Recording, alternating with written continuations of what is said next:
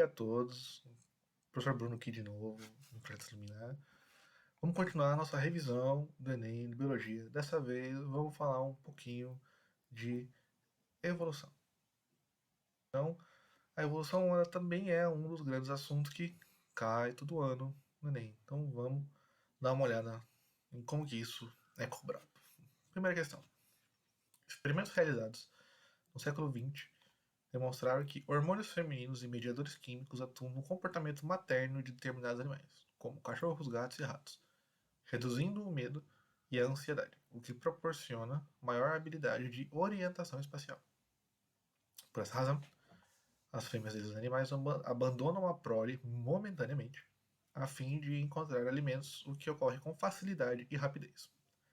Ainda são capazes de encontrar rapidamente o caminho de volta para proteger seus filhotes. Então, temos um textinho explicando o comportamento, né, como que funciona, como esses hormônios atuam no comportamento de fêmeas que acabaram de ter a sua prole.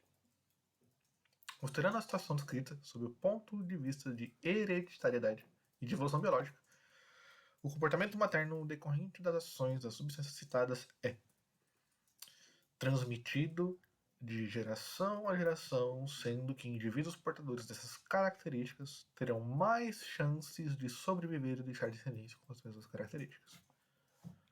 Essa letra A aqui, ela me parece interessante, né?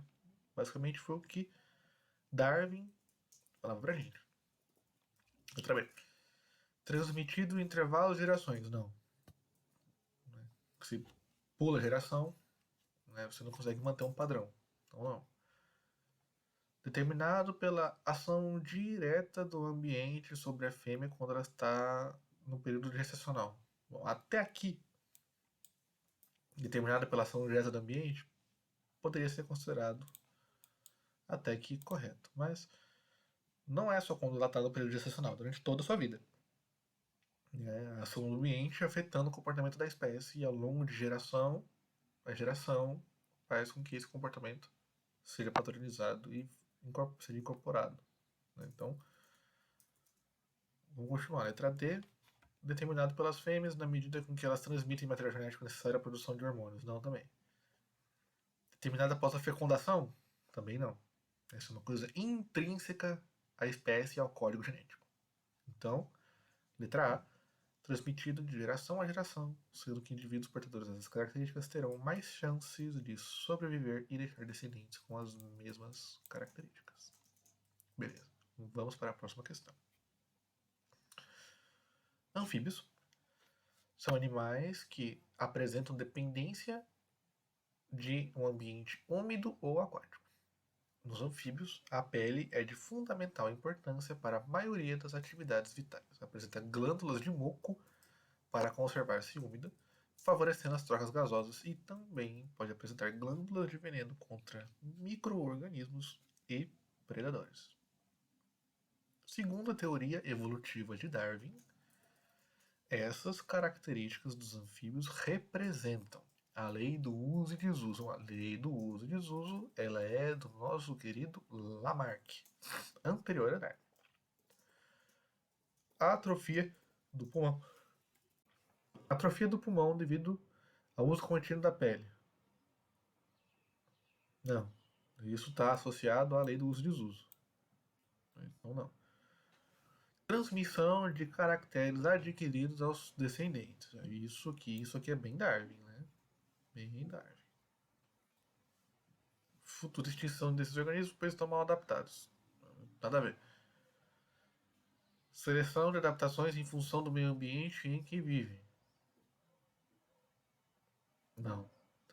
Sim. Sim, tem a ver, né? Mas segundo o texto, né? A gente está pensando na transmissão dos caracteres adquiridos aos descendentes. Mas Darwin também fala isso aqui, né? Seleção de adaptação em função do meio que vive. Então, letra C. Vamos lá. Os ratos Petromyscus porus encontram-se distribuídos em ampla região da América do Norte. A pelagem desses ratos varia de marrom claro até marrom escuro, sendo que os ratos de uma mesma população têm coloração muito semelhante. Em geral, a coloração da pelagem também é muito parecida à cor do solo da região em que se encontra, que também apresenta a mesma variação de cor, distribuída ao longo do seu grande sul e norte. Na figura, encontram-se representadas 7 diferentes populações de peromíscuos polionotos.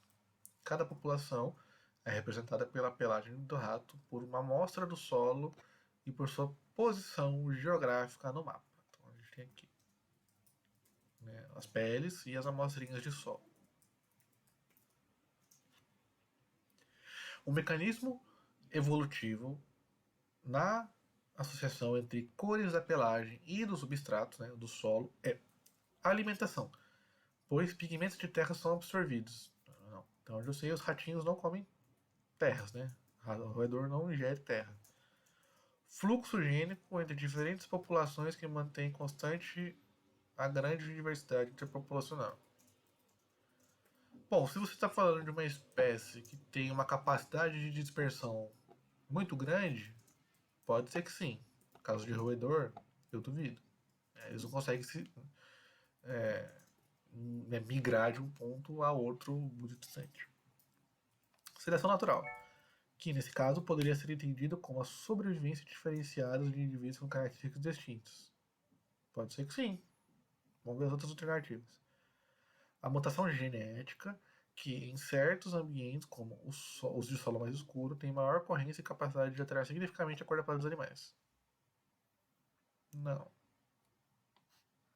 Isso não é uma mutação. A cor do pelo não tem necessariamente seja uma mutação genética. A herança de caracteres adquiridos, capacidade dos organismos de se adaptarem a diferentes ambientes e transmitirem suas características genéticas aos seus descendentes. Então isso aqui está mais completa do que a letra C. Então temos aqui a letra E, a nossa resposta. Letra E. Vamos para mais uma questão. Nas últimas décadas, vários países, inclusive o Brasil, têm testemunhado uma grande proliferação de bactérias patogênicas, envolvidas em uma variedade de doenças e que apresentam resistência a múltiplos antibióticos. Atualmente, tem se destacado as superbactérias que acumularam vários genes determinantes de resistência, a ponto de se tornarem resistentes a praticamente todos os antimicrobianos. Então, essa resistência tem ocorrido por quê? As bactérias patogênicas se multiplicam de maneira acelerada. Tá, isso é bem óbvio. As bactérias patogênicas, não só bactérias, mas todas as bactérias se multiplicam de maneira acelerada. Mas isso não está associado com a resistência propriamente dita. Ajuda, mas não está, né? Antibióticos são utilizados pela população de maneira indiscriminada. Isso acontece bastante, né? Então vamos deixar uma caixinha aqui e vamos ver as outras. Bactérias possuem plasmídios que contêm genes relacionados à virulência. Não, os plasmídios não estão relacionados à virulência. Bactérias podem ser transmitidas para um indivíduo utilizando várias estratégias. Sim, mas isso não está relacionado à resistência a antibiótico. Serviço de saúde precário constituem importantes focos de bactérias patogênicas. Sim, mas isso também não está relacionado à resistência. Então, temos aqui a letra B. Por quê?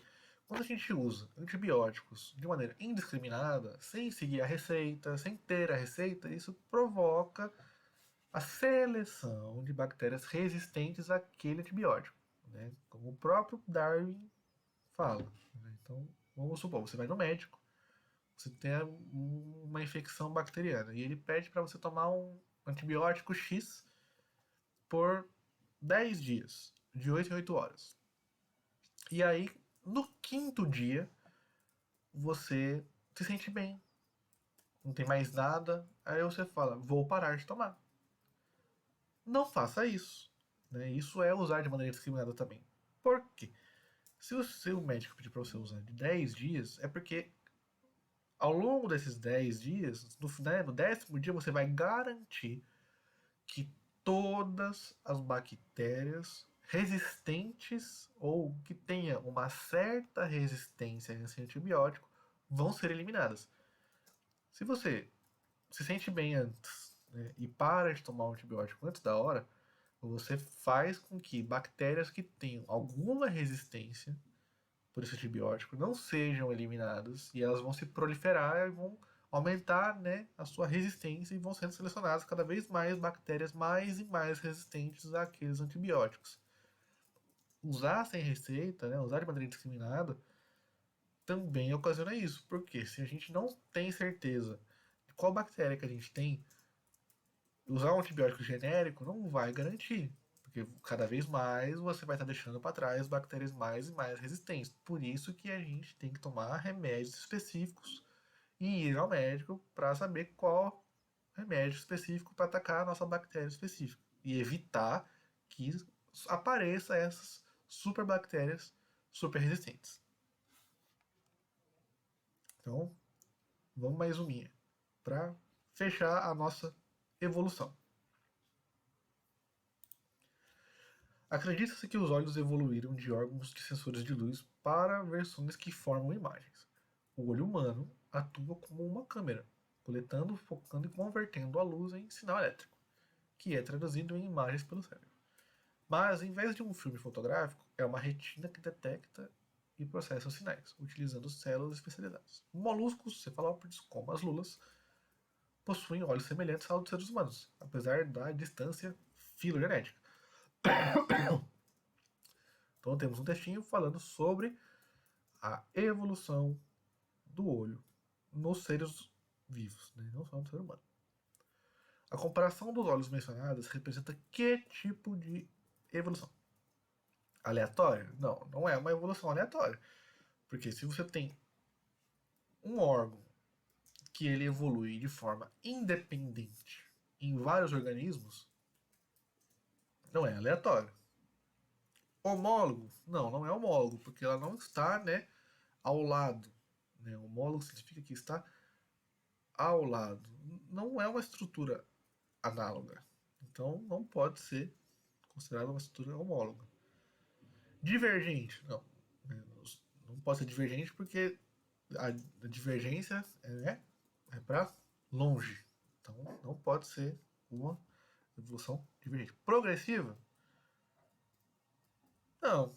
Progressiva significa que se dá em etapas. Né? Se você for parar para pensar que a gente tem as planárias, que tem ocelos, que são sensores de luz, e a gente tem, né, olhos mais complexos e organismos mais complexos, a gente tende a pensar, né, que é uma evolução progressiva, que vai aumentando a complexidade.